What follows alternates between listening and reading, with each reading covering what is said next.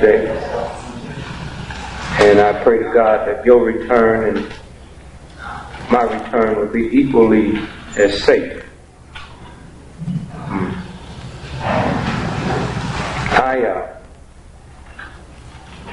I made it here safely today. And I pray to God that your return and my return will be equally as safe.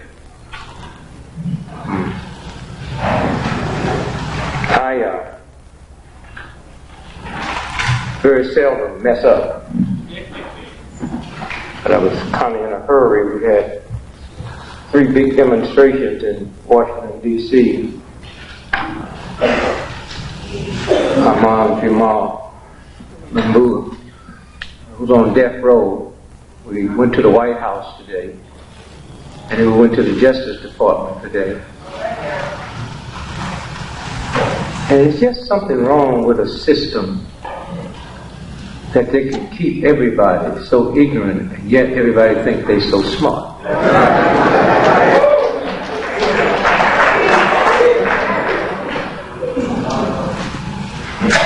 That shooting that happened in Philadelphia, Jamal. Philadelphia at that time was one of the few cities in the world where a cab driver could carry a gun. So he legitimately had a legal gun. His gun was a .38. The cop was killed with a .44. That shouldn't even be debatable. I mean, we run around asking for a trial. That shouldn't even be debatable. They should have to explain how a .38. Because I tell you one thing. If a cop gunned down a black, and the cop had a .38, and the black was hit with a .44, it wouldn't be no question that the cop didn't do it. And then we left there, went out to the state capitol in Annapolis, Maryland. Police brutality. And then by that time I got behind in my vitamins. So I was rushing. So I said, well, I'll just take my vitamins after I finish speaking. And so I said, but I think I'll hit a little ginseng real quick and open up my little ginseng and pop that. Not till a few minutes ago did I realize I made a mistake and took my Viagra.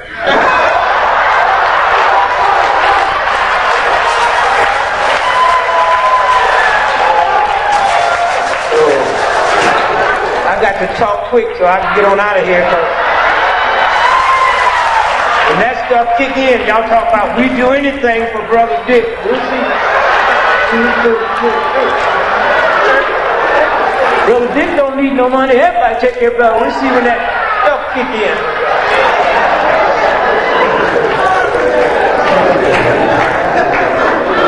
Now there are some serious drawbacks with Viagra.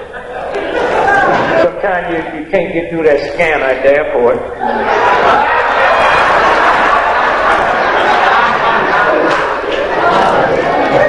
Then they ask all the most stupid questions at the airport. It's been with you all day. Did you pack it yourself? And I don't use that old regular kind of street stuff. I get mine from the doctor. $10 a shot. Deals me at the house. He called me in California the other day. My wife had sent a check in for $3,010. She said, she must have made a mistake. I said, she didn't make a mistake. She knew it cost $10. That $3,000 was just saying thanks.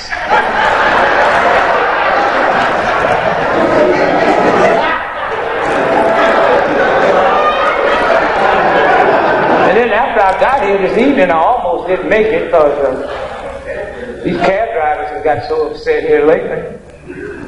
I was right down the corner, just sneezed and raised my hand. 20 cabs said, "Come on, we'll take you." I said, "I don't want a cab. Get on in here, boy."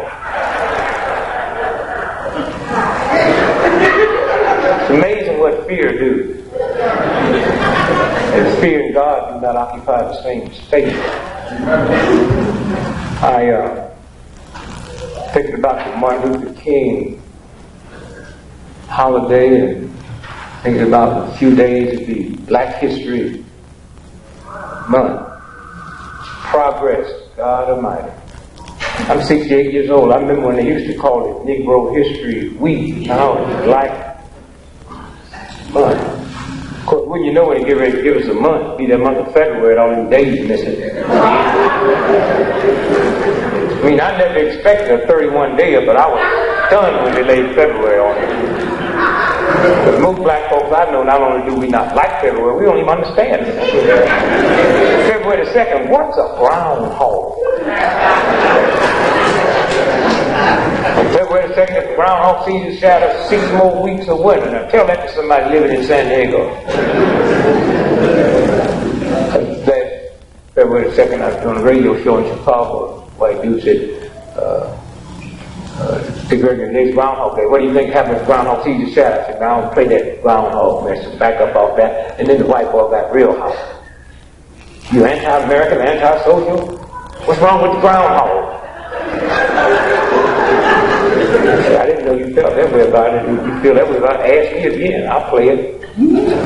Say, today's Groundhog Day, boy. What happens today if the groundhog sees his shadow? I said, 6 more weeks of winter, sir.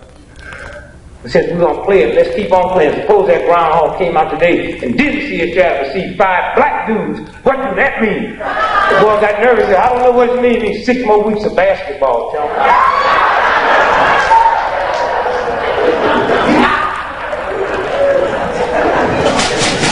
So the amount of progress we have made is just like last year I was at the Super Bowl. Stevie Wonder and I was doing a project and we hadn't finished it up. Stevie Wonder was the halftime entertainment, so I had to follow him down to the Super Bowl. First time I ever been there, they weren't going to be serious about the Super Bowl. They dropped $600 million in 4 days. Serious about the Super Bowl. And they stand in line, matter of fact, 4 days, waiting to get in. 4 days before the game, they in line. Oh, in Stevie Wonder's room, looking at it with binoculars, it's about 4 days before, it's about 10,000 white folk lined up. I said, Stevie, I wish you could see this.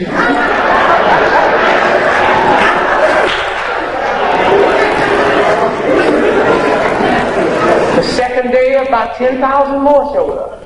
They still got 2 days to go, and they still there. It was in Miami, and they showed it, you know, and barbecuing, but they just happy, just waiting on the gate to open. Then the third day, about 40,000 white folks standing in that line waiting to get in. And then the last day, they opened up the gate at 12:30, and about 11:35, here come a brother. And I said, Stevie, I'm glad you came. I really believe this brother gonna walk to the front of the line. I mean, these white folk been standing in that serious line for 4 days, and the brother, clean too, got on a suit and, you know, serious shoes. He ain't got none of them Nikes and tennis stuff on. And sure enough, the brother walked to the front of the line, and I just didn't even want them white folk grab him, and 6 burly white boys and threw him out 7 yards back and stomped on him, and the brother got up and just brushed his stuff off and went right back out. I said, what kind of drugs? And 10 of these white boys grabbed him and knocked him down, just stomped on him, and he got up and brushed himself off again, looked at him and said, look, y'all want to get in here, you better be cool. I'm the brother with the key. I'm in charge now. Huh? The game. But you really have to see, if you're going to live in a sick, insane country like this, you got to pay attention. And that's the problem. Some of y'all so busy being mad, so busy rapping, you ain't got time to be quiet.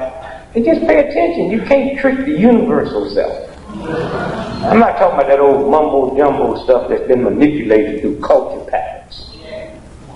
See it, scared to say anything about it. I don't have no problem with celebrating Dr. King's death day, April the 4th. King was gunned down.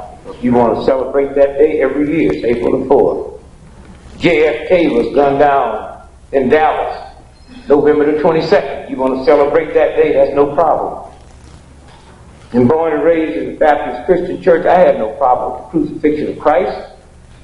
I just couldn't understand how Easter and Good Friday represents the crucifixion of Christ. One year Easter come in March, another year come in April. And I just didn't know how you could be killed in 2 different months. And I didn't get into that.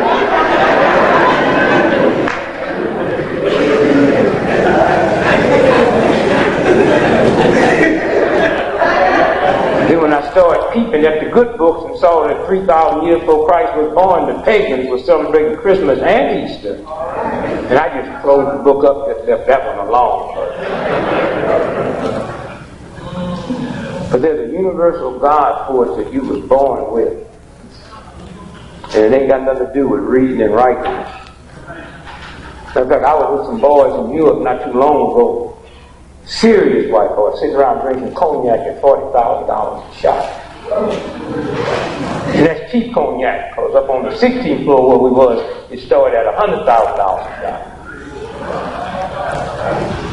shot. Serious white boys that know everything major was stolen from us. They know that. See, they have to start out with truth before they can trick you.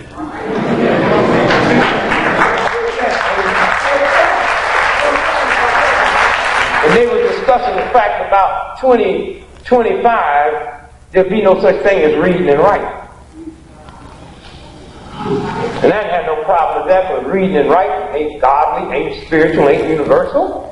How is it I can leave here and go to Tokyo tonight and I don't understand what they saying and can't read what they wrote? That's a game they play.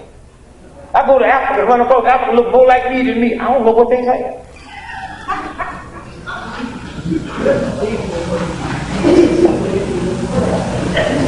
So this thing is moving fast. Y2K, don't get rid of your water yet.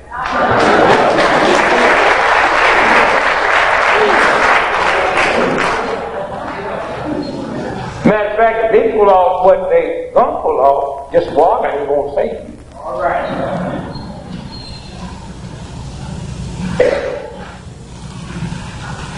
This country spent $200 billion getting ready for January the 1st. The bank spent $200 million. Africa ain't spent a quarter.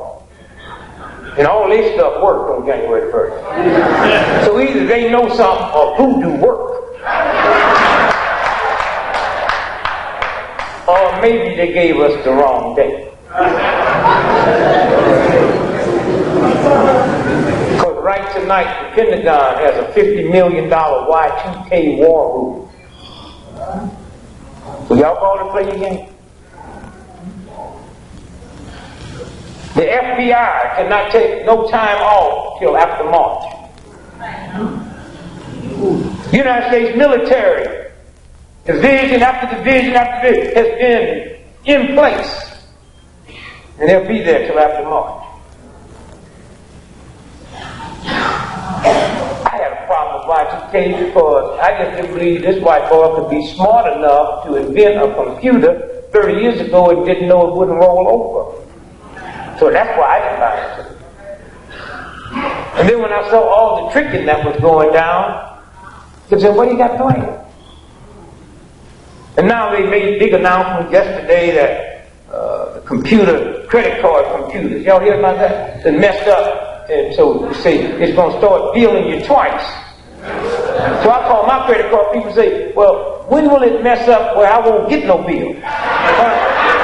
How y'all gonna tell me y'all got a computer that go out, but it go out in your face?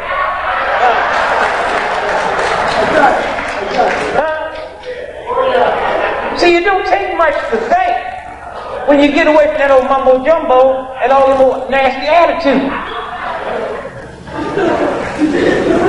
You go home, write a letter, take a stamp, and lick it and put it on that letter, and you can send that letter all the way around the world. Hot, cold, and that stamp don't fall off. What did you just put in your mouth?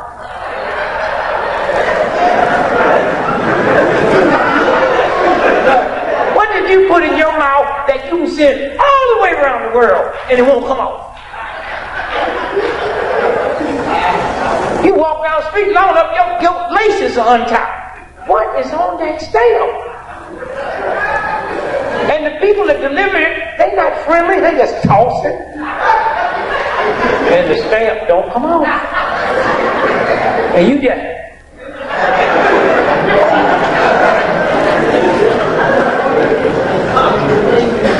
Somewhere when you just stop and just think about the game. And sometimes you get so wrapped up in the thing. First, there's something got to be wrong with all of us to choose to stay in a filthy, degenerate, ungodly, unspiritual country like this. So then if you're going to stay here, you prepare yourself. If you're going to live up north in the wintertime, you don't get none of them old lightweight pimp outfits. You get some serious boat. Y'all is in the heart of this vicious, insane craziness. And just walk around like... You go to white colleges and just... I went to white college, but I know they was doing so. I didn't know what it was. But they knew I knew. Because every time I walk down campus, I take 3 steps and stop. They say, what's wrong? I said, I know y'all doing something that ain't right.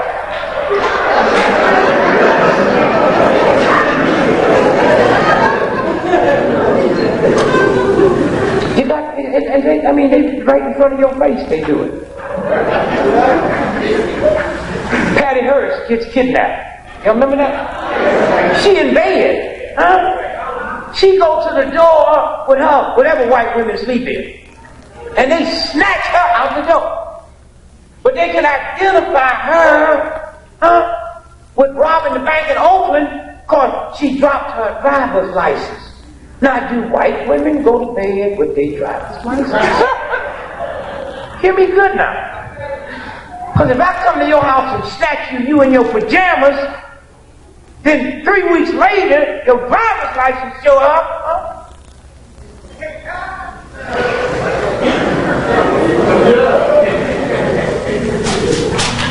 Oh, you see that old Cuban mess? That little white Cuban boy would have been black. They'd have threw him back in the water where his mama died.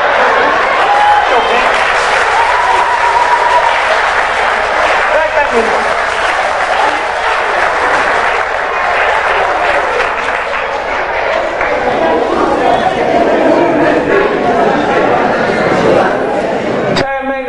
Last week, 2 weeks ago, picked Man of the Year. White boy, Amazon.com. Did y'all see that? Here. Here's a white boy ain't made a profit since he been in business. $300 million debt, and he the Man of the Year? I called Time Magazine and said, y'all just want some pictures, some folks ain't got the money. Why don't you go to Chicago to the housing projects and put that whole housing project on the cover?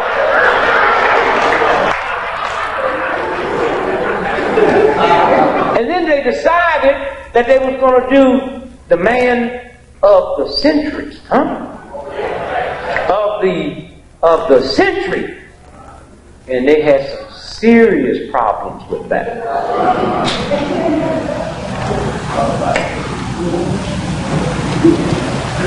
Hitler kept winning. Jesus was second. This country y'all choose to live in, if you're going to live here, you better, So then they said, well, let's take Jesus out because he really wasn't here this century. And then Hitler got all his votes. But that shouldn't surprise nobody black, because when they sold OJ's t-shirt, jersey, that white boy took it and burned it on the courthouse steps. And you know he wouldn't have burned Hitler's jacket. If they find Hitler's jacket, they would put you in a museum. And so you better listen to that God-given consciousness. That's the one that won't fail you. And so they picked the man of the century. Huh? Einstein. And man, it's what y'all need to do. Y'all need to make y'all up a real-time copy. You know how you do it? And this is the fake one. The real one is put Dr. Martin Luther King picture on it.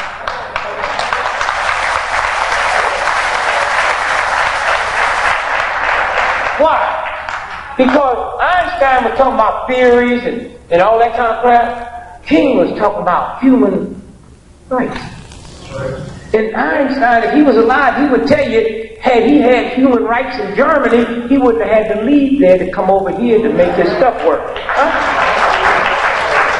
And we keep saying, well, China, you can't do this, and they don't say Chinese, they can't get in this or get in that because they don't have computers or they don't understand mathematics. They talk about human rights. And nobody has further the cause of human rights in the history of this planet than Dr. King and our black movement. But we have to stop waiting on the oppressor to recognize us. So we need to make t-shirts and sell them all the way across the country and pick our person of the century. And just put it right back in their face. That's the power we have. Somewhere when you stop and think about how fast this thing is moving. I said, if you're not ready to move with it, then have fun quick, because recess is just about over. So the old white boy messed up with the computer because he didn't really have leap year in his psyche. This year is the first time leap year comes on a 00 year since 1600. And there is no computer. They got 29 days for next month. Now, it didn't start off as a trick. He just overlooked that. When that GREgory calendar was put together by Pope Gregory the 13th, and he said there's more than 365 days to the year. There's 365 plus. So every 4 years, let's add a day. But it has to be divisible by 400. And then that's when we get the leap year. And when they put the computers together, the fact that leap year hadn't fell on a 00 since 1600 and it won't fall again after this year to 2400, they wasn't aware of that. That's what they worried about. That's what they worried about. And I'm watching, I'm shopping. I went out and spent $30,000 on Neiman Marcus. I'm shopping till I know I'm waiting on it to fail. I'm buying stuff for black folks I don't even like.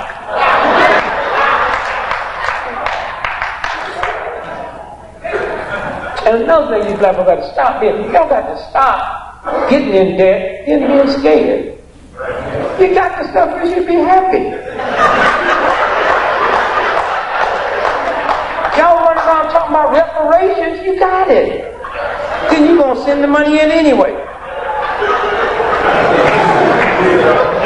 Then get your credit, get all messed. I'm so tired of running around black people want to have good credit. You got good credit, you ain't got no cash. I'm trying to find me some black folks with a lot of cash and bad credit. Oh, silly brother called me the other day all upset. They about to repossess my car. What must I do? Don't park in front of the house.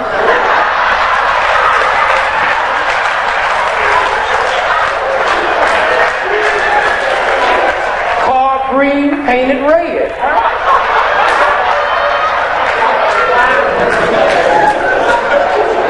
The biggest problem I had with my wife, Lily, when I first got married, she couldn't have no debt.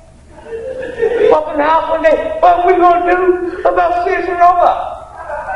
I said, you act like we got some money. We don't have no money. And when I get some money, Sears and Roebuck is not my first priority. I told her Sears knew I wasn't going to pay for this stuff when I got it. On the back of the application, said, who's going to pay for this? I wrote your mama.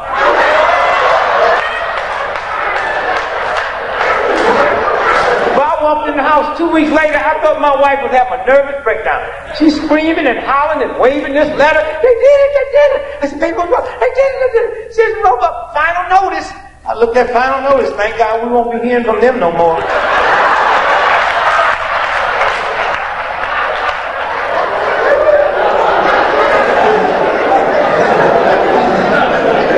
Atlanta yesterday, I was doing this television show. His wife said, well, you know, Art Rocker, the baseball player that made all them old stupid statements, and now they said he needs to see a psychiatrist. He asked me what about, I said, no, I'm the one who needs to see the psychiatrist. After reading what he said, I'm the one got a problem, not him. The games.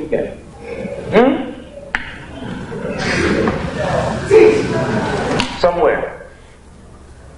And I just thank this organization and what you all are doing in the United African to live in this city here. And y'all really double cross black folks all over the world. But y'all got people outside here thinking New York, if you just get to New York, you got it made. You get to New York, you get shot.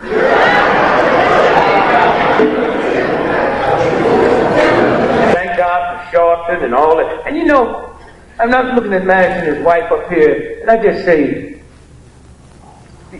do you know this brother, with his intelligence, could be somewhere behaving himself and living good and going through all the changes and wouldn't have to be up at 3 o'clock in the morning, taking care of somebody's hotel bill and all of that. But thank God that God picks people every now and then to say, you.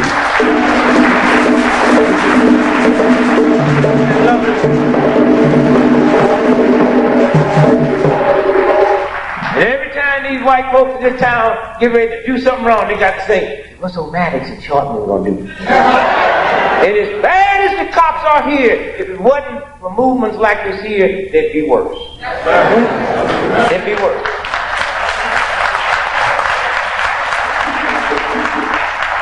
And don't think you can behave yourself out of a whooping. You can educate yourself out of a whooping. PhD, y'all look in the mirror and see your children intelligent, speaking French and all that. They see nigger when they see you.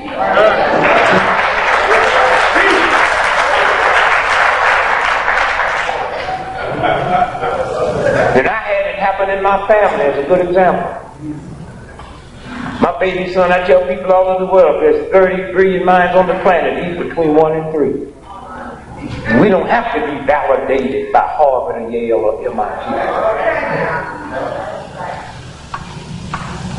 He went to Phillips Academy High School. We paid $25,000 a year for him to go to high school at the time when Harvard was just charging $19,000.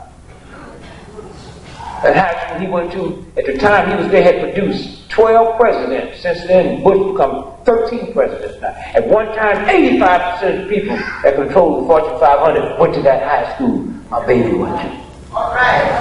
He leaves there and go to Howard University, have one of the highest grade points in the history of School of Finance.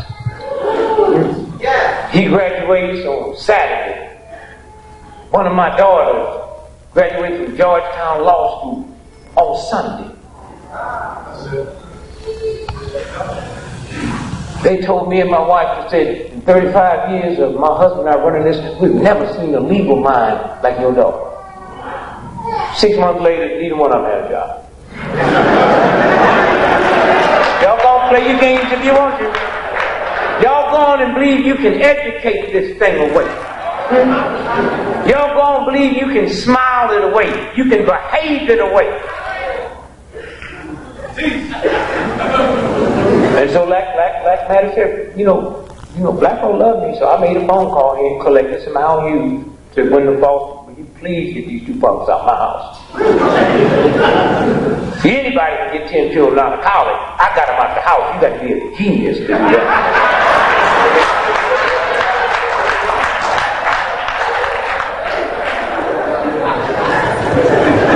My daughter told me to take that New York bar exam and walked away with 7 hours to spare. My son wanted to go get his MBA. To go to the good schools, you have to work for 2 years. So, well, no, just put him with this. Put him in the financial section, the number one money city in the world. Let's put him over there getting coffee. That ain't going to show up on the transcript. After being there a little while, they recognized his intelligence. And one day I'm sitting in Paris looking at the GREgory fight. They broke up to a ride in Madison Square Garden. And I'm laughing, telling my wife, baby, I wish you had HBO. You can't believe, ain't no police around, ain't nobody out here. I mean, they got a full-scale ride going on. And all at once I see this, some of these dreadlocks and 20 cops whooping him, and I didn't realize till they turned around that was my son. $25,000 a year to go to high school. One of the most brilliant minds on the planet. And all them cops saw was nigger. He ain't combed his hair. 17 years, they thought he was Jamaican. They told him in the squad car on the way to jail, nigger, if you was in the Bronx, we put a bullet in your head. They didn't know they just worked the financial analyst for the city of New York. Where he worked, they can't tell white folks how to spend $34 billion, but they can't touch it till they analyze. They got to analyze the police's budget. My wife kind of panicked. She said, what we going to do? What we going to do? I'm in Paris. Well, you got to come back. They'll kill him in jail. They do kill black folks in jail, but we can't walk around selling whoop tickets, talk about stand up to this system, and the first time it come down on you, you want to run and jump out. They do kill black folks in jail. But I said, you know, your daughter, she's prosecutor in Brooklyn. Once you call her as a conflict, just have her go over there and snoop around and see what they're doing. So she go over there, that's when we find out 2 of my sons got arrested. Now we got one son, if you don't ask about him, we do not volunteer. No y'all know what I'm talking about, don't you? I got one boy, whatever the police say he did. He asked me one day, hey Pop, what's probable cause? I said, look in the mirror.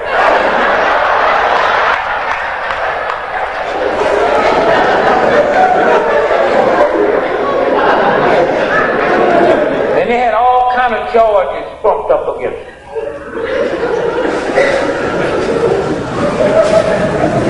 I had a guy told me who was president of the city council, Italian guy, been there for a long time. I think he ran for governor. Ex-cop. Told me I never thought I'd see today. I'd be on the other side of the men in blue. But said, that son of yours, in the way in the world he could have done. Not the one I know, the things he said he done. And then all at once, they start finding out where they messed up. And all at once, this organization stood by my 2 boys every time they went to court. This organization. Every time they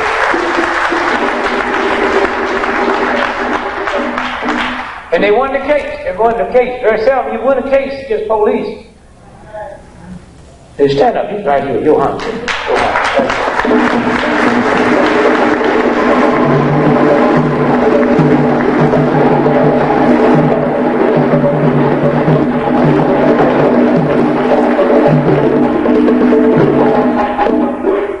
So I just want to personally say to Brother Maddox and this organization, I thank you.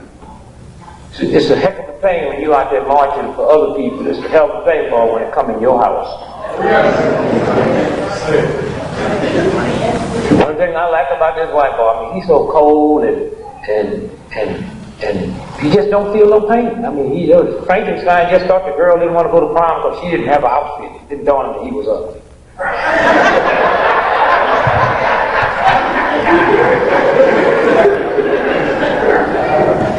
Somewhere when you look and see where this thing is going, and how fast it's moving, and how vicious it is.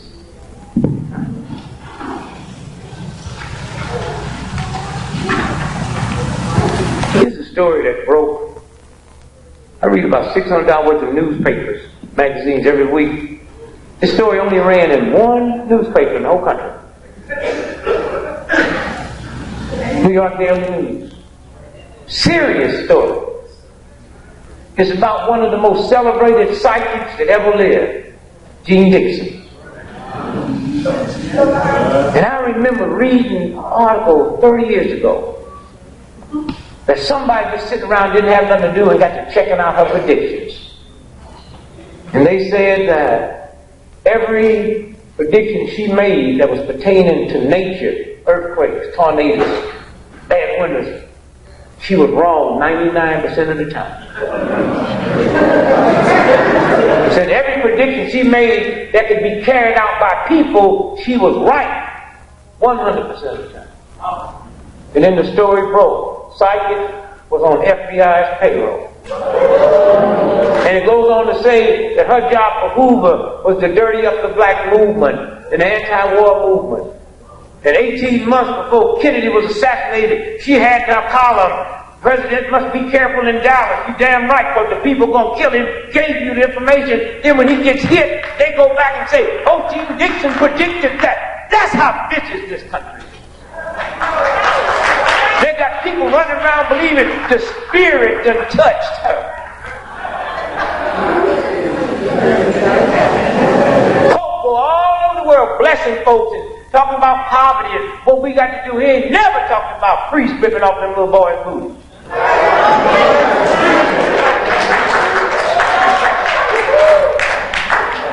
And that's when I realized prayers work. I don't know what them priests be doing when they be ripping them little boys off, but I know they got to be praying. I listen to God, I know what I'm doing is not right, because this is a child. But I'm not going to ask you to forgive me, or don't let me get caught. Just fix it so they won't remember it for a long time. And it worked. Dude be 90 years old, walking down the street with his wife and start hollering, "Ah! What's wrong? Father O'Malley ripped me off when? In 1904.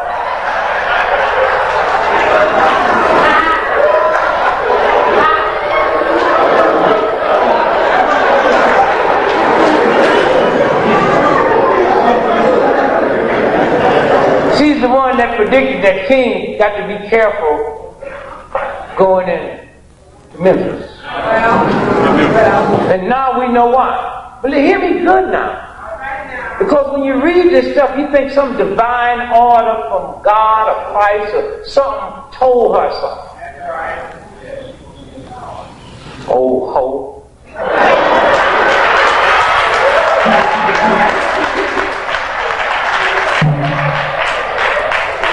Queen Elizabeth ain't nothing but an old hoe.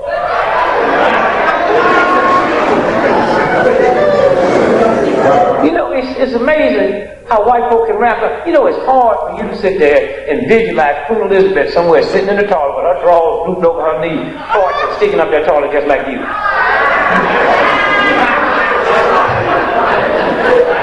There is no such thing as a queen's doo-doo. It's all the same. And she might be burning some good incense.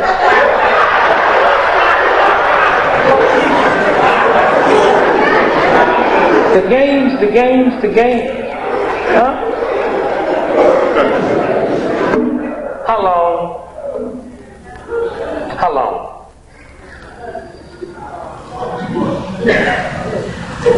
Under the Freedom of Information Act, they had to admit, held an article in the Memphis Commercial Appeal, March 21st, 1993.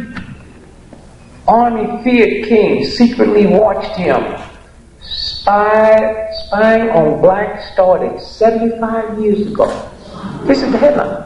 Huh? And they go on to talk about, they started watching King when he was in high school. Huh? So don't think they just killed him because he just started bugging some white folks. Huh? They started watching him when he was in high school. The Army, the United States military. So y'all just sit around, just act like y'all relax, business that you do. No. This boy is somewhere not plotting. How can we do it?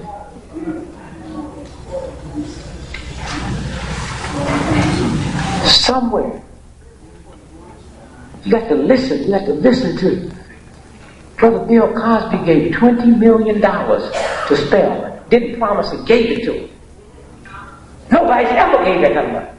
3 days later, big headlines, the white boy on TV guy, he gives $50 million to United Negro College. He didn't. He pledged $50 million if they raise $50 million. Well, that's like not giving up. No.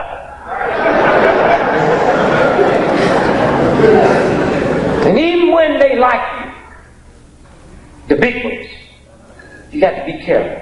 Oh, you couldn't be loved in this country by white folk no more than Bill Cosby. I mean, anytime they let you advertise tapioca, I mean, that's that white boy pudding. But y'all got to be careful. Because sometimes you think you see one thing, you see something else. They gave Bill Cosby a great show. He was a doctor, wife was a lawyer. 98% of white folks in America before the Bill Cosby show had never seen a black doctor. The most trifling black, ghetto, thug, dropout. We got black doctors in our family. 98% of white folks in America before the Bill Cosby show had never seen a black lawyer. So all at once they see a black doctor and a black lawyer. A black doctor that never goes to the clinic, never deals with a patient, never deals with the sick. A black lawyer that never has a client or deal with a case or deal with justice, just sitting around the living room woofing with the children. That's not what black life is about. When white boys put on a dress, they call him a cross-dresser or a transvestite. When they call RuPaul a beautiful black woman, sisters, they say they fixing to kill you. And any of you black women can look at that thing on television and think he's a beautiful black woman. God is telling you, you really gotta like him.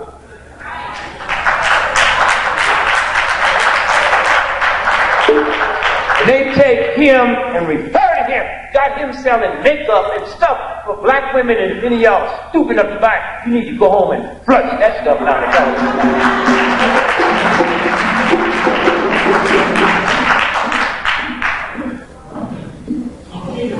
And then Bill Cosby made one mistake. He said, I want to buy NBC. And the boy ain't had no peace sense. The boy ain't had no peace sense. Because he could buy it. NBC, owned by General Electric. CBS, owned by Westinghouse. Them two companies alone make 87% of all the weapons on this planet that kill people is made out of them two companies. And they gonna give us the news?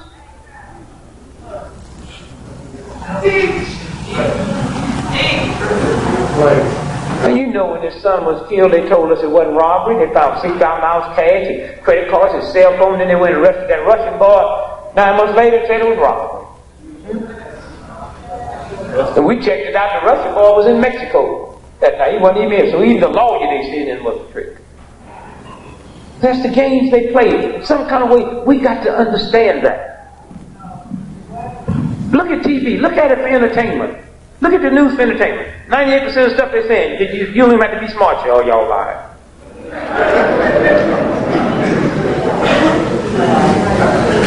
See, the O.J. trial, the trial of the century. And nobody said, well, wait a minute. What about the Nuremberg trial? What about Brown versus Topeka, Kansas? And if there was going to be a trial of the century pertaining to black, look like we would say, we'll pick it. Not you all. If we have had to have the trial of the century in the last 10 years, it wasn't in California with O.J., it was right here in New York. The Long Island, the dude that shot them people on, they said shot the people on the train. Colin Ferguson. He's your hero.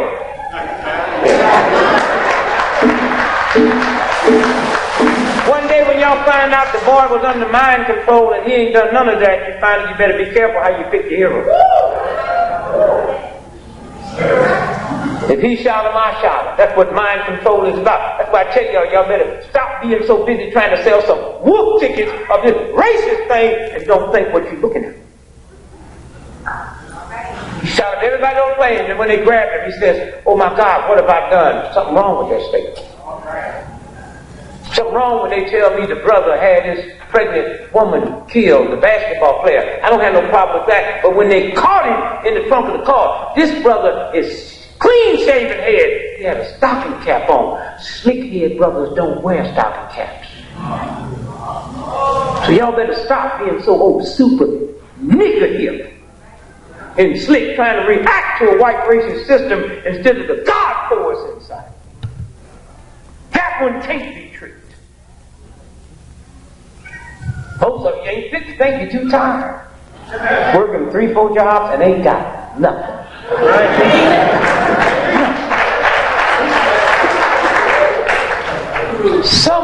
Somewhere when you understand. That brother, what was his name first? Tom Ferguson. Now that was a violent sin. That boy defended himself. Now you talking about a dream team. I mean, that boy walked out there like he was two people.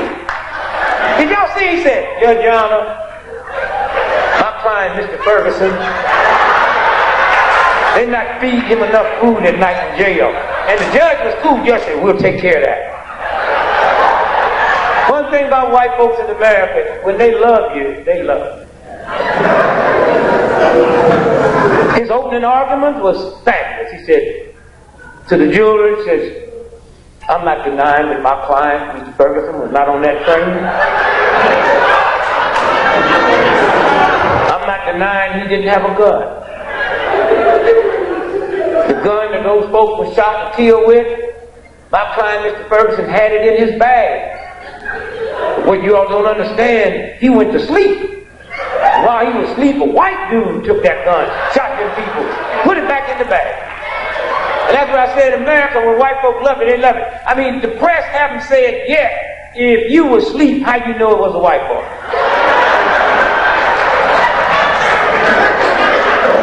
But when he was cross-examining, this one white girl had been shot 6 times. I'll never forget that. He says, Miss, are you going to sit there on that witness stand and tell me my client, Mr. Ferguson, shot you 6 times? That white woman went off. He said, I'm saying you shot me 6 times. He said, now you're saying it was 2 people, huh?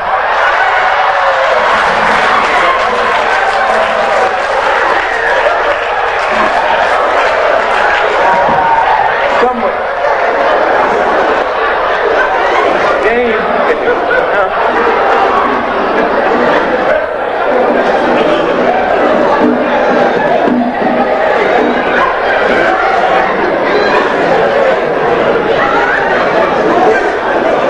You know, one day you just have to sit by yourself and just ask yourself this simple question. What is black on black crime? I don't understand why y'all upset at black on black crime. If we all went to China tonight, who do you think killing Chinese in China? And if we went to Italy in the morning, who do you think killing Italians in Italy? And if 98% of the white folks in America that was murdered last year was murdered by white folks, if they not talking about white on white crime, why are you talking about black on black crime? You kill where you live. And if you don't want black folks killing black folks, then join the NAACP, the Urban League, that's it. And all of us integrate this country. And I guarantee you, if I'm living way over here in this white suburban neighborhood, and my old lady make me mad enough to want to shoot somebody, I'm not going to jump in my car and drive all the way back to the ghetto and shoot you. I'm going next door and shoot my white neighbor. But understand this system now. Jesse Jackson, he can go all over the world and bring hostages home, and he's just a nice guy. He go down there in Illinois and get to dealing with some black folks up. He's doing it for publicity. And Jesse was really lucky on them hostages from Bosnia, because he called up them white folks because they didn't understand. Well, you know, Jesse can talk more funny stuff. Jesse called them white folks in Bosnia and said, I'd like to come and get the hostages. They thought he said he'd like to come get some sausages.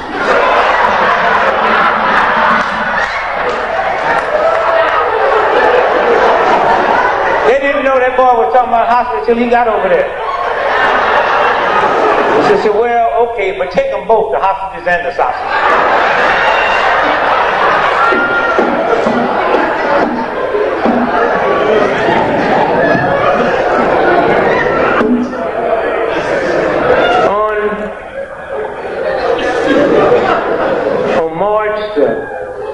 On April the 4th, 1968,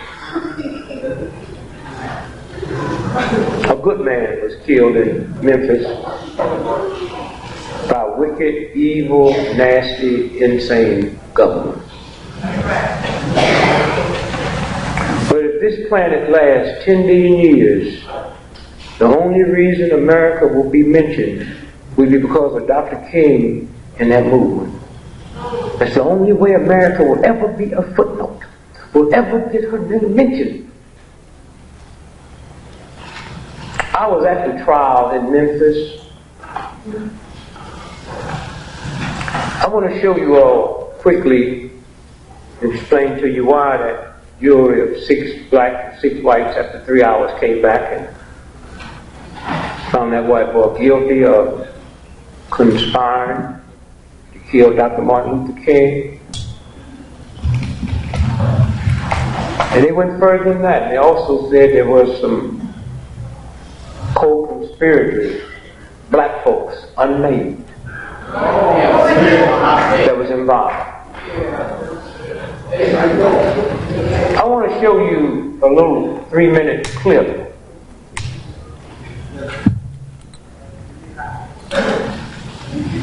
of the minister that Dr. King was going by his house for dinner. He was due at 7, but they had to move it up because 7 would be a little too dark to shoot somebody. So they moved it to 6 o'clock. 2 years ago at a press conference in Memphis, I get a call. And they said, so-and-so is thinking about killing so-and-so, so-and-so. I said, what? They said, well, he said something at a press conference. I said, put him on the phone. I said, whatever you do, get that film. Because once NBC realized what this brother had slipped and said, we would never get our hands on the film. What you're fixing to see now went into the evidence in the King trial where they brought a wrongful death suit, and I'll explain that to you quickly in a minute. But what you're fixing to witness now is the man who came by to get King to take him to dinner.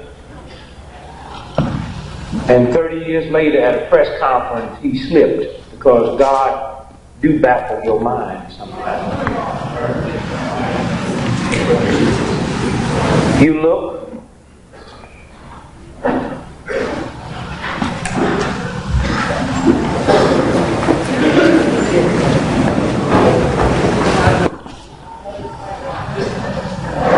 Some of the activities are geared especially for the young who did not have a chance to get the feel or to know what the civil rights movement actually was about. Even as they marched, now they could have stopped in a hotel, but when you think about marching from Memphis to Jackson or Jackson to Memphis, there were no hotels. You stayed in churches, you stayed in people's homes, and that's how we got over, that's how we got through. The struggle was a spiritual struggle. You couldn't pay people to do what we had to do. You couldn't pay people to stand before mad dogs and fire hoses and billy clubs and cattle prods. It was strictly a spiritual and moral movement. So we wanted that dimension to be in the pilgrimage to Memphis. We will revisit the mountaintop speech site. That's the Mason's Temple, where Dr. King made his last address, which he almost didn't make, because the night that we were having that rally, there were tornado warnings, and he was behind on the Poor People's Campaign. And he said, you guys go on over and have the rally. I want to stay at the motel and work on the Poor People's Campaign. When we got there and Dr. Abernathy walked in and Jesse Jackson walked in and I walked in and others, people started clapping because they thought Martin was behind us. And so Ralph's preacher said to him, this is not our crowd. And he went to the phone and called Dr. King. And any of the marches that we had in those days, you have an opportunity to bring the children and bring the family and march with us. And when I finished sharing with them the last hour of Dr. King's life, no hurry, but that gave me the wonderful privilege of spending the last hour on earth. 3 preachers in a room Abernathy, King, and Kyles. And we spent that last hour together in room 306 at the Lorraine Motel. The press is always curious, and writers, what went on? What did you talk about? I say, we just talk preacher talk. What preachers talk about when they get together. Y'all pay real attention to what you're fixing to hear now. About 5:45, we walked on the balcony, and he was talking to people in the courtyard. He stood here and I stood there. Only as I moved away, so we could have a clear shot, the shot rang out. Thank you. I turned around and then knocked him back on the balcony. Listen. Oh. Wait, listen. Listen.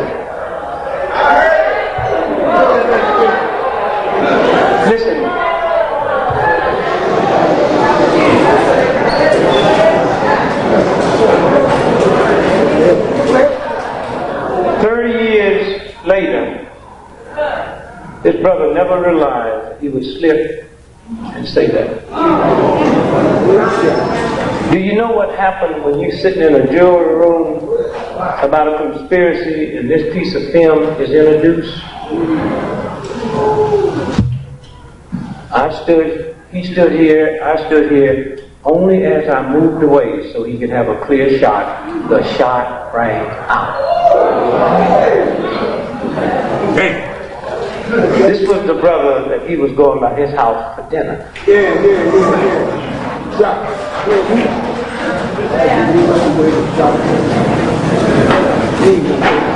Now, to my brother Matt, you will have a copy of this tape. I'll get it back to you. And what you should do is make copies. See to it, because this is a very valuable. And y'all need to send this tape to people all over this country.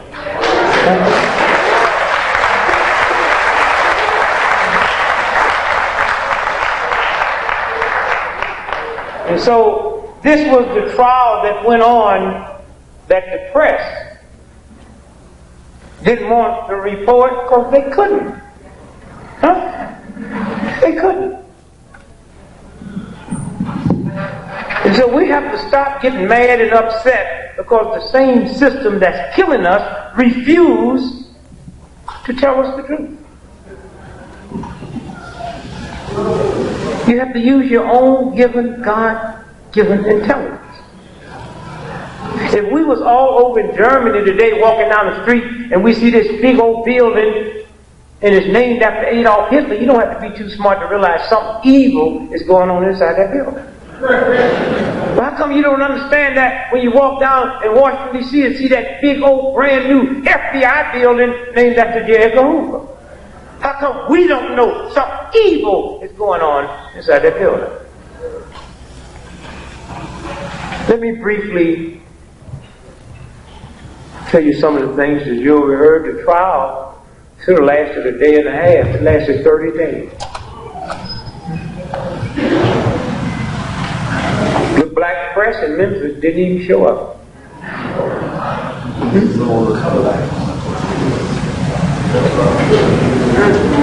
Let me tell you how this trial came about. About 6 years ago, a white man named Lloyd George, who probably, now this is just my philosophy, who probably was told they fixing to blame the King murders on you. So he went to ABC, and they did a whole session with him, telling him how he was involved and what the conspiracy and who it was. And then they never ran it. So now he's running for his life. So he goes to the King family. And he tells them the same thing that he told ABC. He tells them 3 times, and the 4th time, Andy Young. And they filmed it, they taped it. He said, I was given $100,000 by Frank Liberto, who was the mafia puppet who ran Memphis for the big mafia boys out of New Orleans. So it was Franklin Berthold, he said, that gave him $100,000 to set up the whole mechanism for killing King. In the building right behind the Lorraine Hotel with the courtyard bumped into, Lord Jarvis had a restaurant called Jim's Grill. He also said that at the first meeting, here's who was there, so-and-so was there, so-and-so was there, and let me tell you, there was some black folks there too.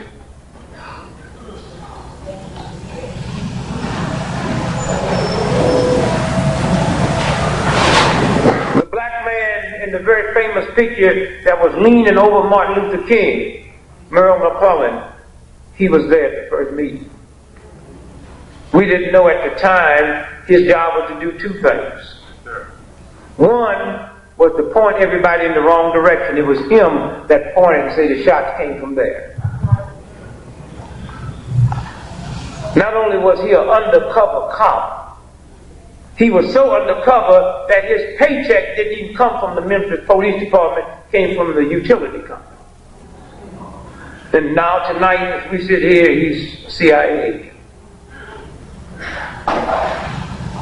His other job was to infiltrate a little group of little juvenile thugs. They call themselves the Invaders. And y'all got to be careful about what y'all join just because they're yelling and screaming about Whitey. Y'all got to be careful about what kind of evil, nasty black folk you get around that want to go blow up something and then wonder why you get arrested on your way there.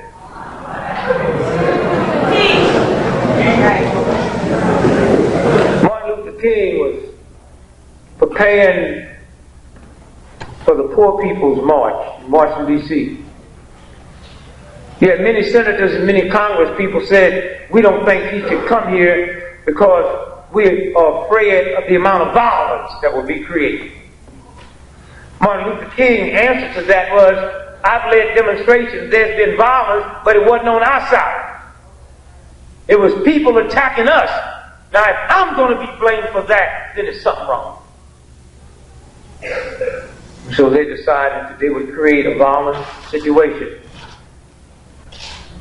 And Merle McClellan, the undercover Memphis cop, had also infiltrated the Invaders. And it was when King came in for one day to lead that march. One day. To lead that march. One day. And it was their job to see to it that it broke into a ride so King could no longer say that I've never led a march that led to a ride. And that was to force him to come back for a second march so they could kill him. And so, all at once, the King family decides to sue Lord Jarvis on a wrongful death suit. Not that they wanted any money, so the first time the truth could be validated and documented. So there's a lot of people upset about the Truth and Reconciliation Committee in South Africa, but 100 years from now, because of that, 100 years from now, nobody has to say, let me tell you what those black folks say they did to them. They can't say that now because white folks came and testified under oath that this is what we did. Because of this trial, no longer will anybody be able to say these conspirators allege this to have happened. It's documented under oath. They subpoenaed the captain who was over the fire station, which was across the street, firehouse number 2 from the Lorraine Hotel. 34 years later, he's 34 years older, 70 years old, fat, getting ready to die, wanting to find Jesus. So he came and raised his hand and told the truth. Would you give your name? Yes. How old are you? What's your occupation? I'm retired. What was it before you retired? Memphis. Fine. What was your top rank? battalion commander. Where were you on April the 4th, 1968 when Martin Luther King was shot? Said, I was in charge of the fire station across the street from the Lorraine Hotel. Did you notice anything different that day? Yeah, early that morning, some people came and introduced themselves as Army intelligence. Said they'd like to go up on the roof and put King under surveillance. What'd you do? I led them up to the roof. What did they have with them? They had large containers, small containers. What do you think was in the containers? I don't know. What do you think? Well, it could have been stuff to take motion pictures, still pictures. Could the containers held hot paparazzi? Yes, they could have. And then what happened? Well, later that day when the shot rang out, they were still on the roof. So we know that the United States government not only had pictures of Martin Luther King being killed, they also had pictures of the person that did it.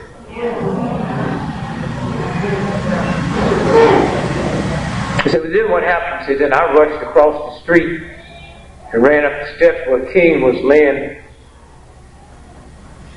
on the ground, and I helped put him on the stretcher. Said, did you get to see the wound? Say, yes. Would you describe it to the jury? Say, the wound was going up. Which means he had been shot from down here, not up there. He's a white man who ran the fire station, who probably 30-some years ago couldn't care if King lived or died. He's a white man sitting there saying to 6 blacks and 6 white jury that, yes, I saw the wound and the wound went this way. And the next one that testified that he interviewed people from military intelligence, the 111, the 209.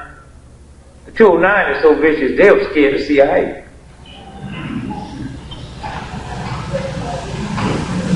And the 184, that's the sniper team, that's the Rangers. When they had to admit they was there, they say, well, we was there as a backup, and that leads you to believe they was talking about to back up in case the security broke down. They was there to back up in case that hit didn't hit, they were supposed to take him out. That's what the jury heard. Lord Jawa's defense was real heavy. There was so much overwhelming evidence that there was a conspiracy. His defense was, yes, I was part of a conspiracy. I just didn't know the person that I was supposed to have killed was Martin Luther King. And what made that so beautiful, it meant that they couldn't object to none of the stuff that was going because they wanted everybody to know what we knew, that it was a conspiracy. He just didn't know it was Dr. King. 70 witnesses they got to hear for us to see that film.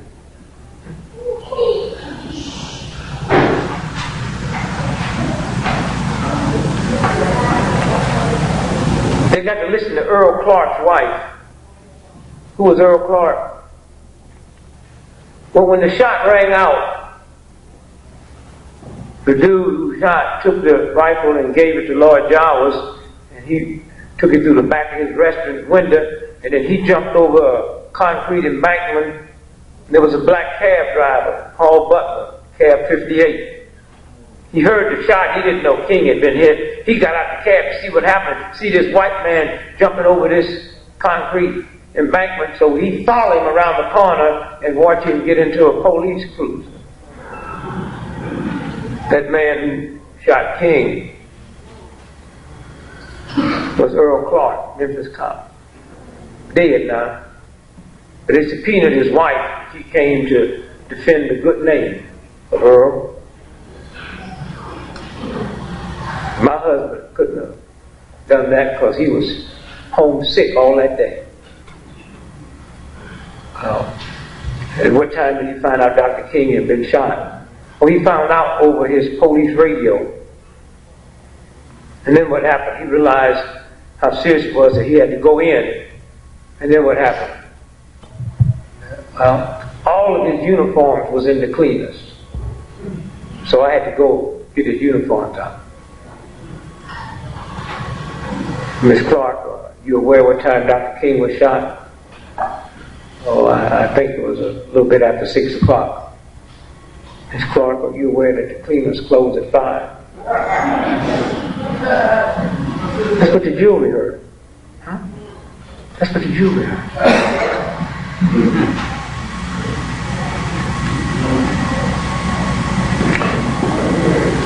There's an FBI agent named Donald Wilson.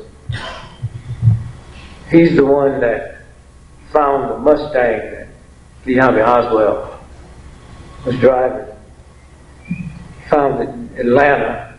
And he found some notes in it that he said the minute he read the notes he knew it was a conspiracy, but he called one of the numbers, this is 1968, that was on the number, and it ended up going to a nightclub in Dallas that Jack Ruby used to own, and Jack Ruby is the one who killed Lee Harvey Oswald, who was arrested for killing Kennedy.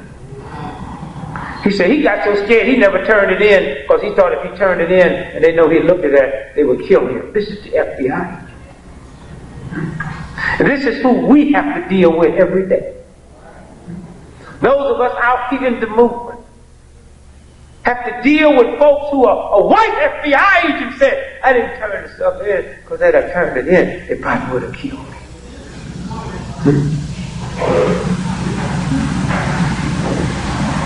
That's some of the things they heard at the trial. Just to set the record straight, James Earl Ray never confessed to killing King. He pleaded guilty. There's a difference. If a cop grabbed me and said, I'll kill all your granddaughters if you don't say you took that purse, I pleaded guilty.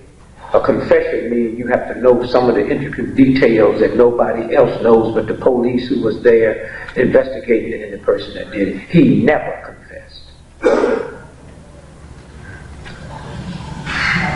This document went into the records.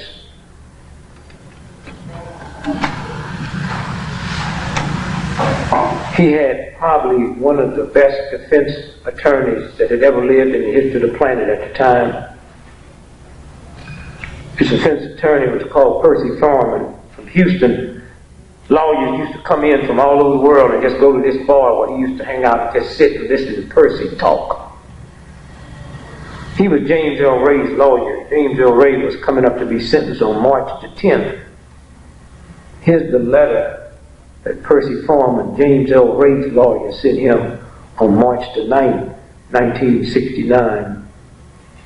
Percy Foreman, Houston, Texas, March the 9th, 1969.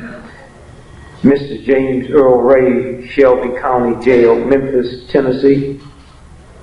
Dear James Earl, you've asked that I advance to your brother Ray, Jerry Ray, $500 of the $5,000 referred to in the first $5,000 paid by William Bradford Huey on January the 29th. Mr. Huey advanced an additional $5,000. At that time, I had spent in excess of $9,500 on your case. Since then, I have spent in excess of $4,000 additional. But I am willing to advance Jerry $500 and add that to the $165,000 mentioned in my other letter to you today. In other words, I would receive the first $165,500, but I would make the advance to your brother of $500. And this advance also is in contingent upon your plea of guilty at the sentencing tomorrow on March the 10th without any unseemly conduct on your part in the courtroom. Here's a man's lawyer that told him, your father 30 years ago jumped bail. We're fixing to put him in jail. If you don't plead guilty, I, your lawyer, personally will see to it you get the lecture chair. And all the way, we're trying to explain how y'all got all this money. So the government is going to say that your brother and you robbed banks. So he's going to jail. if you don't go in and plead guilty to them. The jury got this letter from his lawyer, promising him $165,000, but it was contingent on him pleading guilty. Thank God to the King family. Thank God to William Pepper that handled that case. Thank God to everybody out here and the many people that died. His brother was murdered. They said he drowned in the swimming pool. Dr. King's brother, because he was questioning King's death. A.D.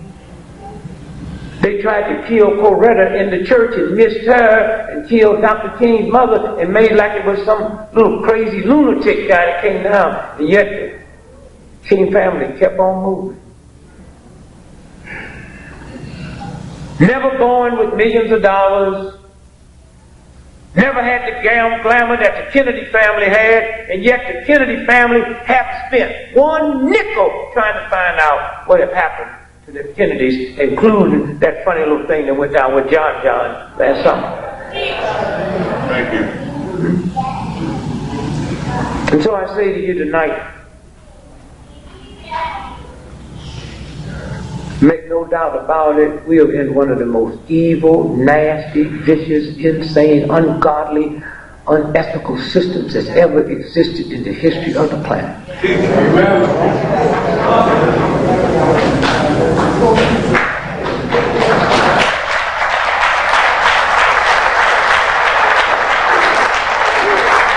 And not only will they kill black folks, they'll kill white folks that look like they're going to show us in a certain light. How many of y'all in here saw the movie The Green Mile? Thank you. How many of y'all didn't like it? Go back and see it again. I've seen it 13 times.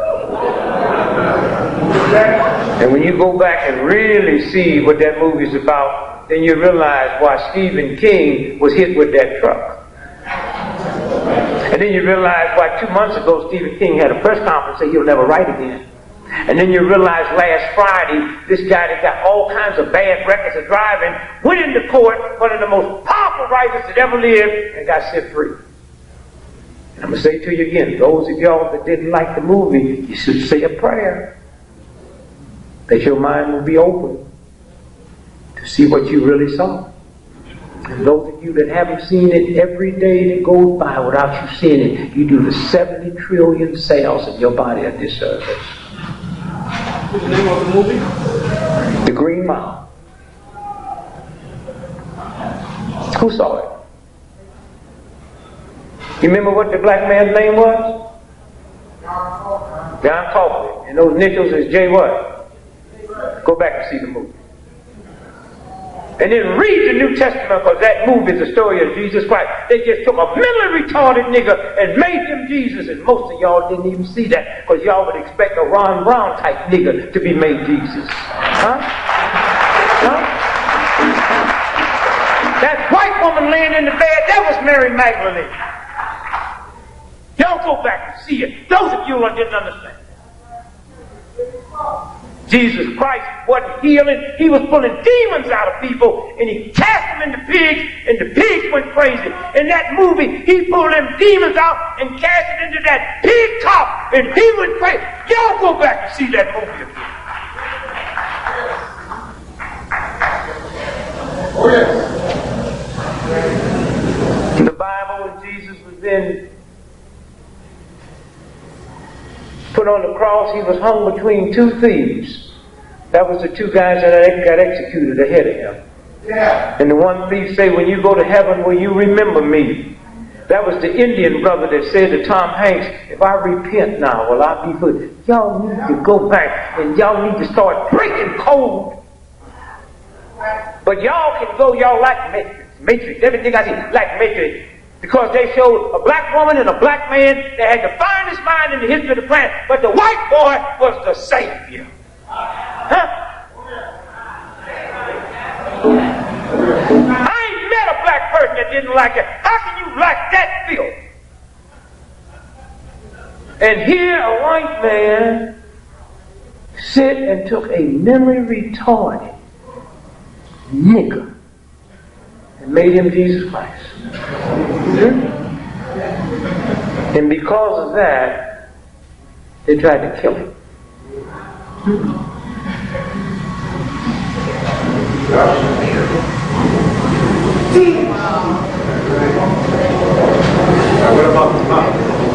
And when he said, I leave here and I join my Father in heaven. That's what the Fred Astaire piece was about. I'm in heaven, I'm in heaven. Na, na, na, na. And Tom Hanks played two roles. He was Pontius Pilate when he said, I opened up the door and let you out. And he was Judas. Huh?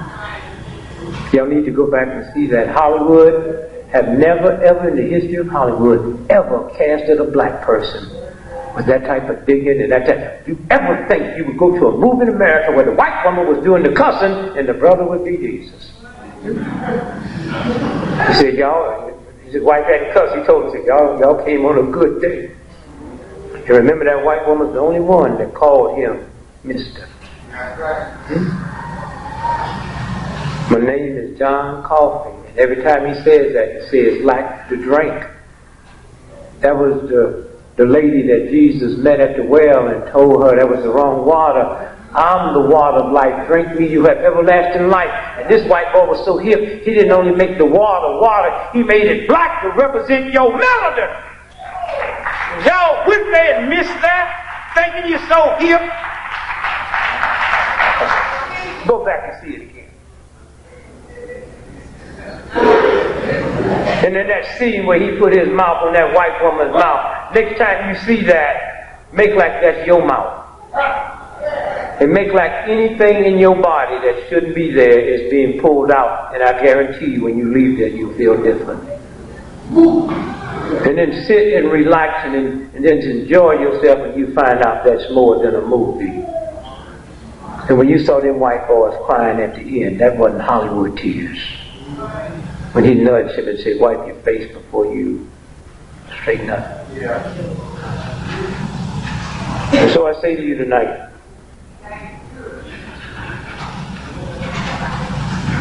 we got a big job, but our job is made easy. Because all of those who have died ahead of us, and they haven't stopped anything. When I think about this movement here, when I think about what you all do here, when I think about how safe I am coming to New York now because y'all are on the scene. Yes. And then I think of the price you have to pay to be the agitator. What a hell of a price. And you even pay a bigger price if you're sick enough to have to be validated by the New York Times. Ain't a comic on this planet that they should talk about like me. I changed the whole thing. But I don't need their validation. I changed the whole thing. The whole thing. The whole thing.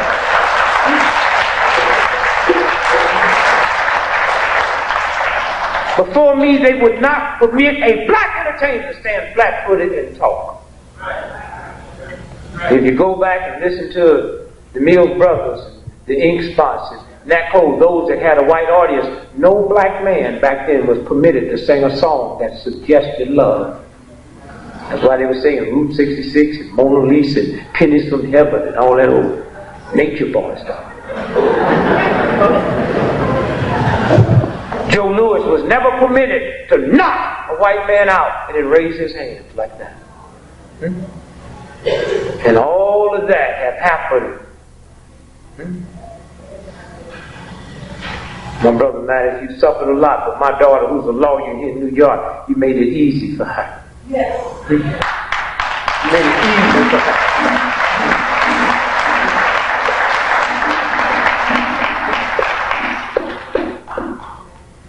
Y'all got a little upset when they moved the trial to Albany. I'd be shocked when y'all expect white folks not to act like white folks.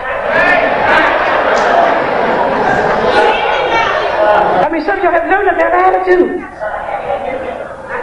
Yeah.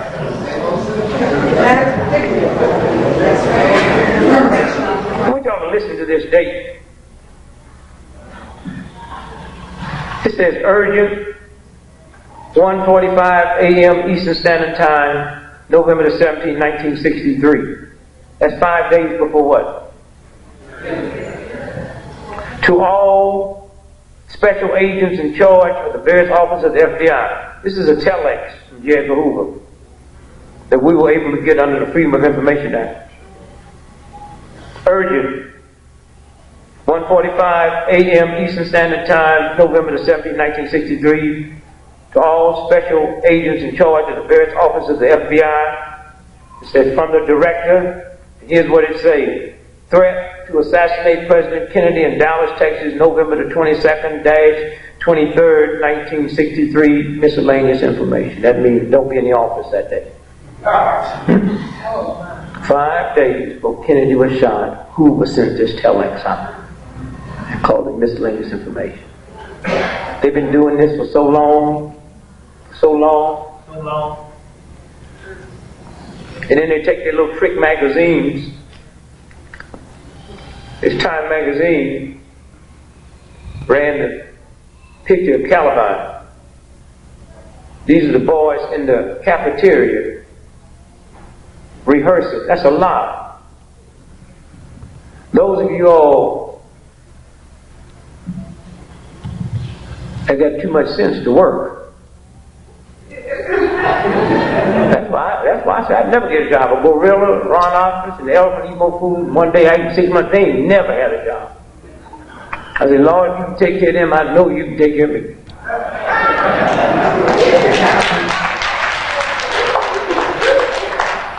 Those of you that sit home when this story broke, you remember the CNN, if you was watching it, showed a dead white girl in front of that school and showed them handcuffing 3 white boys, putting them in the car. And after about 2 hours, they snatched at it and act like that never happened. The Attorney General of the state said, there's been rumors that there was more than 2 shooters. I will investigate that. She was the only black Attorney General of any state in America. 2 weeks after she said that, she was dead. The reason I take the time to show you this, because they are convincing you. What they don't tell you is this was a video class. They had enrolled in a video class. Can you imagine sending a child of yours to school and they think they're in a video class and this government is setting them up, and then they have all of these tapes. They were sitting in a video class and this was a mock thing that they were supposed to have been doing. They were sitting reading the script saying, we're going to buy the gun from so-and-so, and that poor little boy that they claim sold the gun to, he ain't sold no gun, but they got a videotape where they saying they sold it, so they went in and make a deal, said, we'll give you 6 years, or else you're going to electric camp. That's how they do it. And then they cover it up because they control the press. Yeah. Is it anyone in this room that's aware of the fact that in the last 2.5 years, teenage homicide in America have decreased 48%, and in the black and Latino community, 72% decrease? But that's not what you feel, because NBC and ABC and the New York Times keep shooting that up. So why do you want to look to something filthy that hates you to get your information?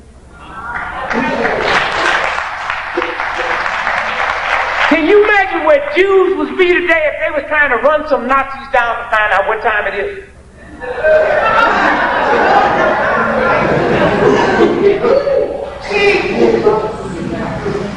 Can you imagine how long it would have took the Jews to get that money they picked to get out the Swiss bank? Had they had to depend on Swiss newspapers?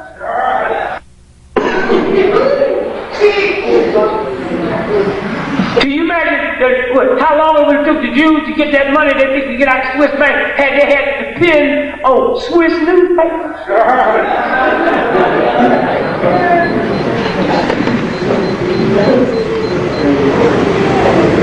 Oh, what are we going to do about our children?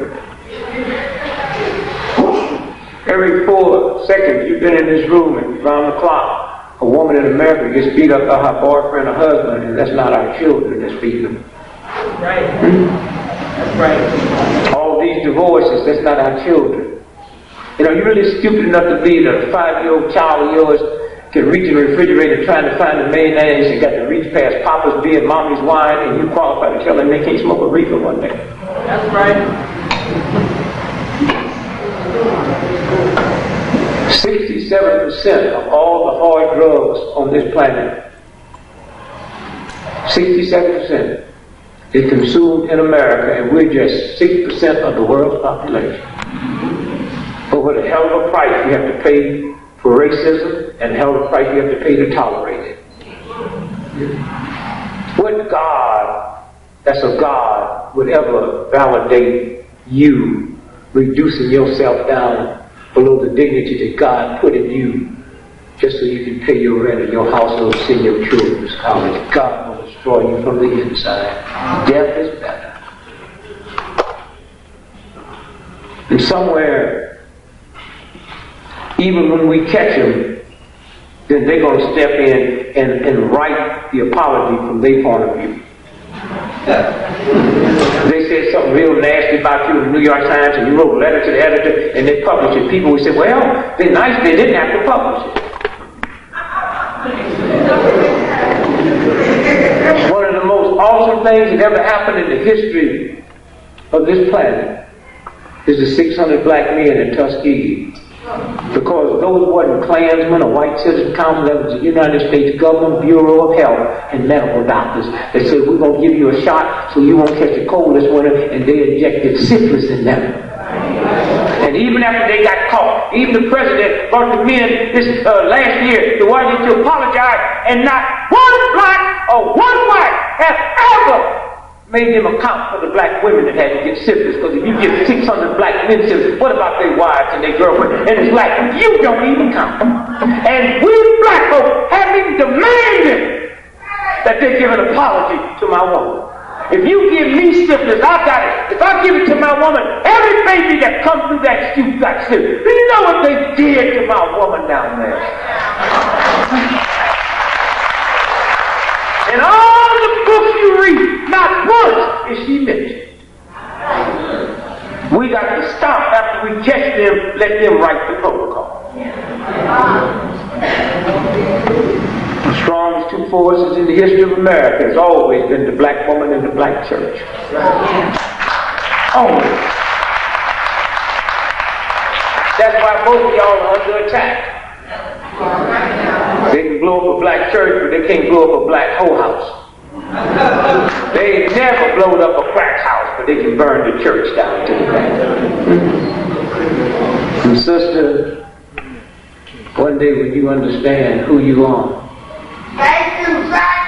one day, there ain't another woman alive that would let a baby come out of her belly and say such filthy stuff about her that you let them little punks that you burn in that gangster record.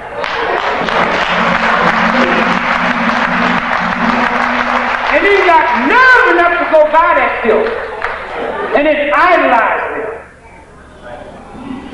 If they ever do one paragraph of that filth about a Jewish woman or Irish Catholic, they'll die that day. And then y'all want to sit around and say, well, all they're talking about is their experience. Well, when is the priest going to do a rap about ripping off the little boy's booty? When is the mafia going to do a thing about all of that? Why is it we the only ones? And I listen to some of that filth you let your children sing. I love hillbilly records. I never thought I'd love a hillbilly record. Y'all need to go buy your hillbilly record. Listen to it. That white redneck cracker ain't never said nothing derogatory about his woman in his song. Huh? You listen to it. It's always he was doing wrong. When I listen to black men, I caught my baby in bed with my best friend. It's always you doing wrong. Listen to them hillbilly records. It's never her. It's always him. Not another man on this planet says the filthy stuff about his women. And y'all be dancing to that stuff. And at some point, that got to stop. Some point. More black women was gunned down last year by police in this country than any other time. And I don't think it's a coincidence it happens on the back of gangster rap. And one day when you listen to that gangster rap, make like you're a white that live in Australia. You ain't never seen a black woman, you just heard gangster rap. What am I supposed to think about you? Because I heard your man tell me that you need to be stomped underground and you need to be screwed this kind of way and that kind. I heard your man say that. And y'all sit tolerate that filth. Tolerate. Like you some insignificant wimps, like you don't have no power. But we need to come together one day and march on the record and say, oh, stop it right here. Nothing's going to break it. But you can do things you want to do. But we put such little value on black life. And that's what police brutality is about. Why do you think black cops we have by the thousands have never handcuffed a white? Or you think black cops ain't never shot a white boy 41 times? You think it's because they more spiritual than white cops? You think that they better trained? No, they got enough sense to know white folks ain't gonna tolerate it. And once we put this country on notice that never again are we going to tolerate you gunning down our children, our mothers, our wives, our daughters, our husbands, it's not going to stop until then. And then this white boy, he's so smart. You can't find nobody that know a black that can tell you in the brutal days of Mississippi, you couldn't pay a redneck to mess with a black man's car because something come over us when you mess with our car. Why do you think a cop in New York ain't never shot a black person's car? Why do you think they ain't never hit your car with their billy club? Because they know you tolerate them busting your little child upside the head or shooting your grandmother, but don't mess with your car. Is something wrong when I have more fear of my enemy than I have love for my children?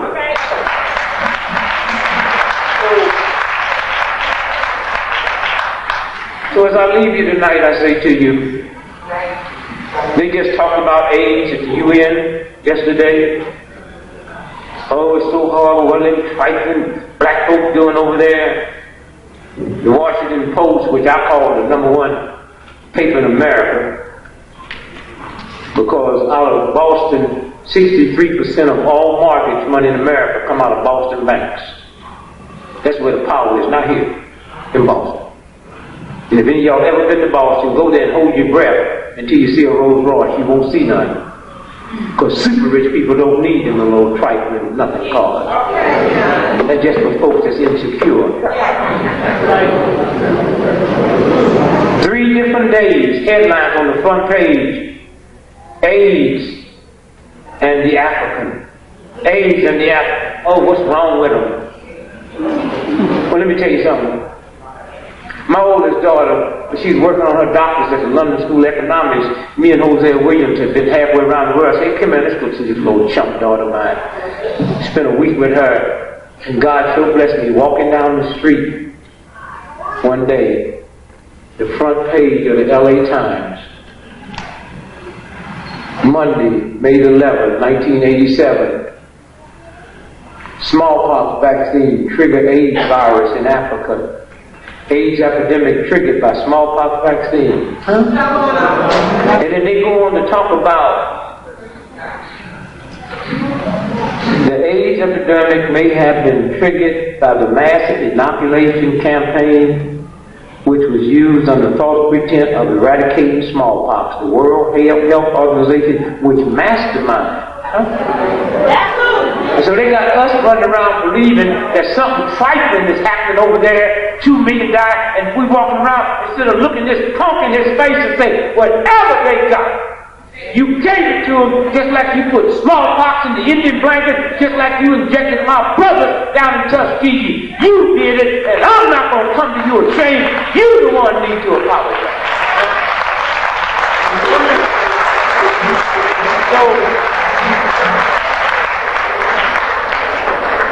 So I'll leave you tonight,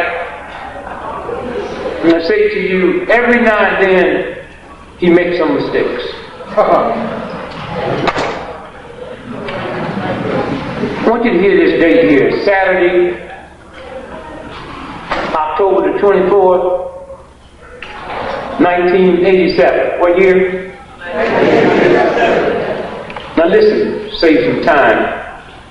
An estimated 1.5 million Americans have the AIDS virus, but that's based on a 20-year-old study. Now subtract 20 from 1987, and we wasn't supposed to have AIDS in it. So I leave you and I tell you, take care of your body. There's something wrong with a group of people that make more money than any other black on the planet. Most white folks have more education hours than any black on the planet. Most white folks, but our death rate from disease and sicknesses, we black folks in America is less than 12% of America's population. As we sit here now, 87% of everybody in America on kidney dialysis machines are black folks. There's something wrong with that picture. Black men is less than 4% of America's population. But 83% of cancer, the prostate death, is black men, and y'all don't see nothing wrong with that.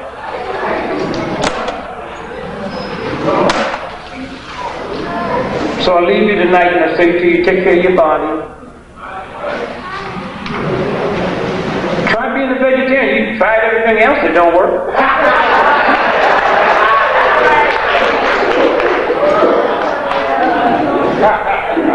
Black teenage boys in America have more asthma deaths in America in 1 year than all the asthma deaths on this planet put together.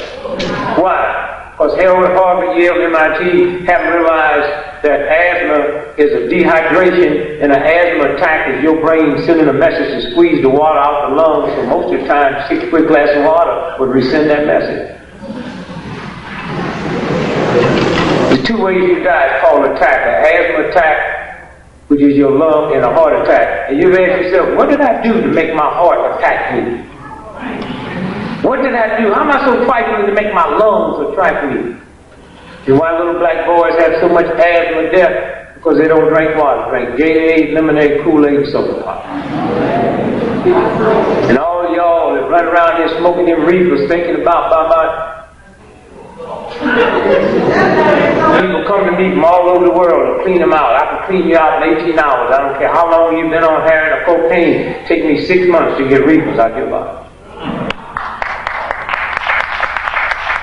Look here, I didn't come here to scare y'all out of that. You do whatever you want to do. At least just know you're doing it. I used to smoke 4 packs of cigarettes every day. I didn't know cigarettes cause cancer. Then I found out I quit.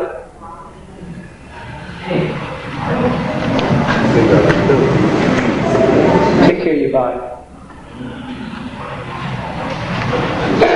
How you spell live? L-I-V-E. If you put an R on it, you got what? Liver. It's the only thing in your body that sounds like liver. Take care of your liver and your kidneys. You can't take care of it reacting to racism. Because the first time you get all uptight, I'm so sick and tired, you black people always tell me what y'all told white folks on the job.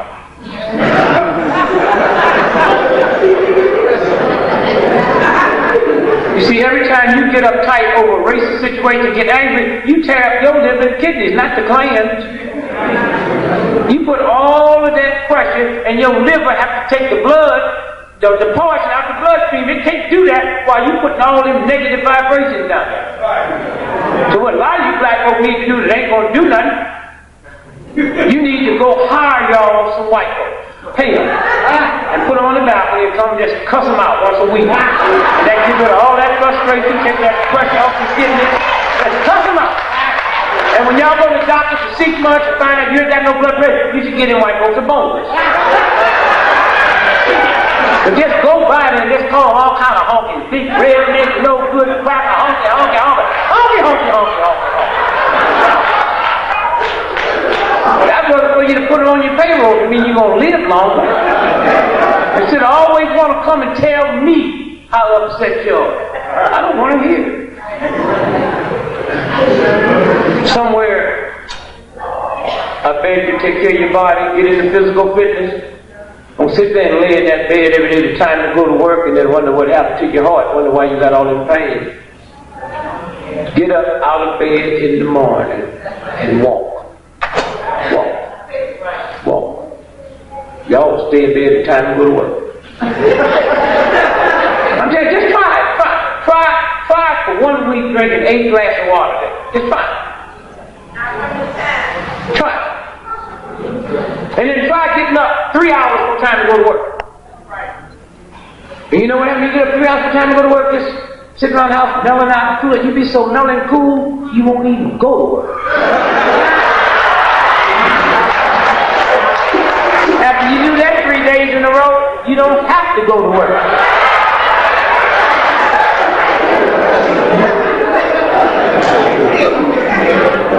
Let me leave you with this.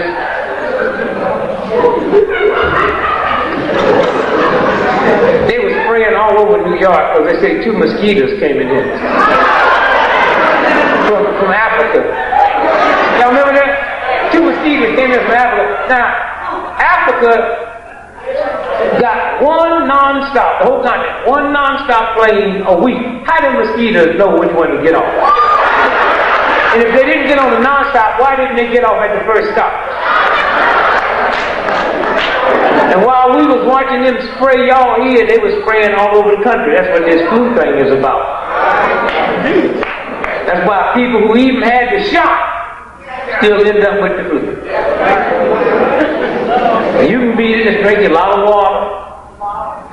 That orange juice you drink, that orange juice, you got to get fresh oranges. That orange juice you got, I got to Florida, they brought me a can of Libby's. That came in on the same plane I came in on. Take you some fresh garlic. You eat a lot of garlic, just go down there and wipe all that stuff out. Garlic, golden seal. You don't have to be sick.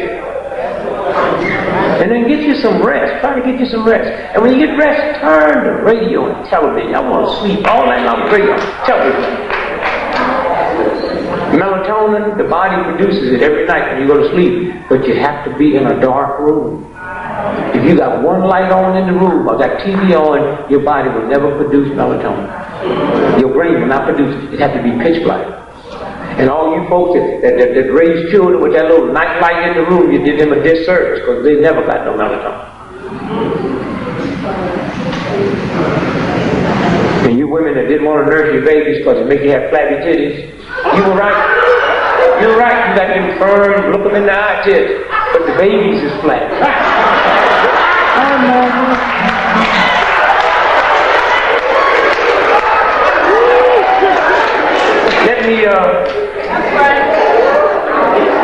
Let me leave you with these 2 thoughts. In Oklahoma,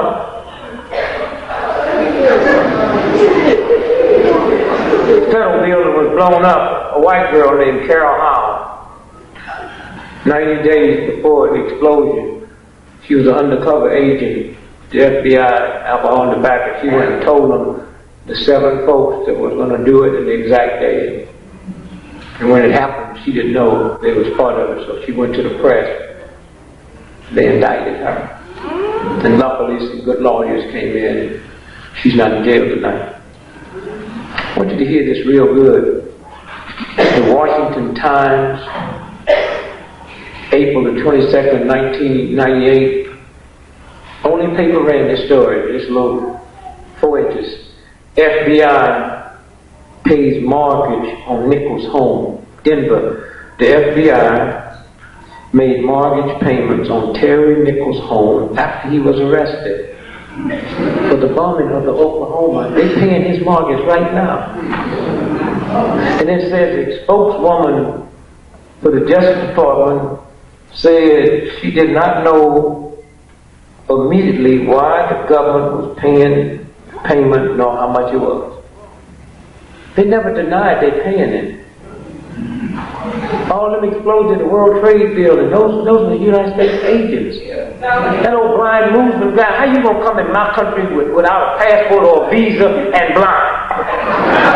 And customs can't figure, what do you want to do? Just aim me towards the World Trade Building.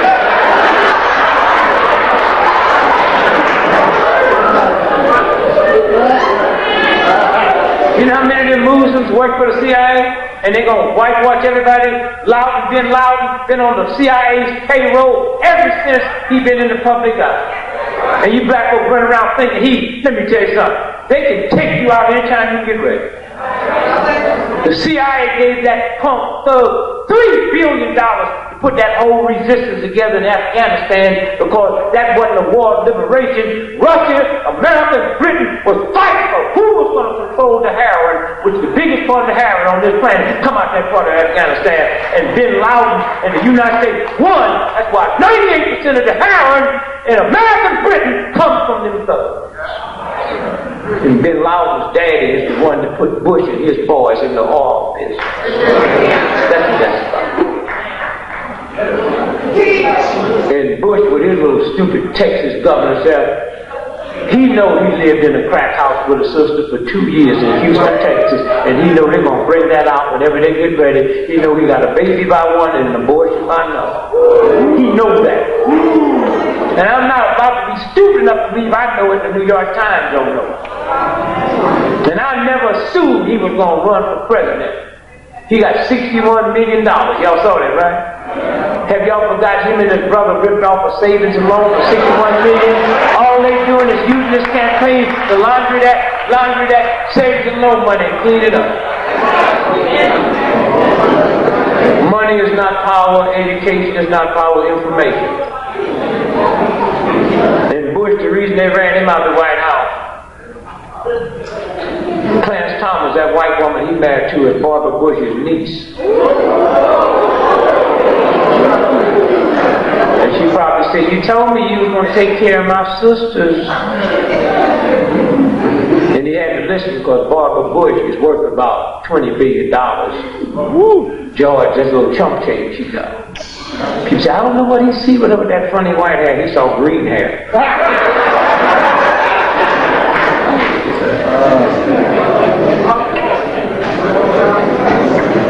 Have y'all forgot two things about the O.J. trial? And Nicole Simpson's mother said she talked to her daughter at 11 o'clock. He said, "How you know?" I said, "Me and my husband, well, we went to dinner that night, was an hour and a half from the house. From the time we left, we couldn't have got back before 11. And they go and get Bell Telephone to trick the records. But there's one original record in Texas, and some folks I know got a lawsuit trying to force that out. And once that comes out, everything changes. Have y'all forgot that they said Nicole Simpson put up a hell of a fight because she had skin under her fingernails? God is a good God. The Russian spy satellite just happened to have been over the West Coast during the O.J. Simpson murders.